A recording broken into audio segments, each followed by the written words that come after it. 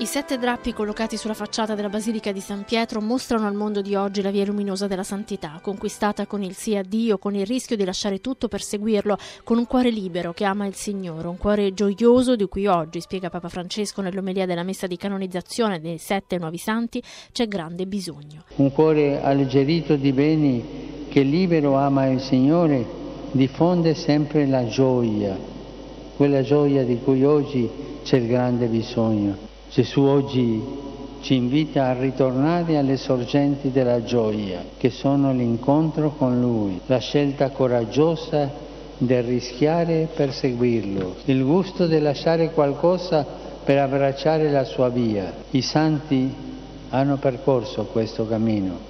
Francesco ricorda la figura di Paolo VI, testimone di bellezza e gioia nel seguire Gesù pur nella fatica e nelle incomprensioni, sull'esempio dell'Apostolo del quale assunse il nome. Come lui ha speso la vita per il Vangelo di Cristo, valicando nuovi confini e facendosi suo testimone nell'annuncio e nel dialogo, profeta di una Chiesa estroversa che guarda ai lontani e si prende cura dei poveri.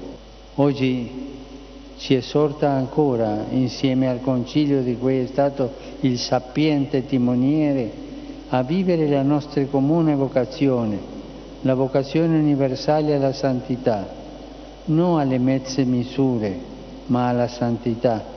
Il Papa poi delinea la santità di tutti gli altri testimoni della fede, capaci di tradurre con la vita la parola di oggi, senza tiepidezza, senza calcoli, con l'ardore di rischiare e di lasciare. Papa Francesco all'Angelus ha ringraziato le delegazioni ufficiali di tanti paesi presenti, venute a rendere omaggio ai nuovi santi che hanno contribuito, ha detto il pontefice, al progresso spirituale e sociale delle rispettive nazioni.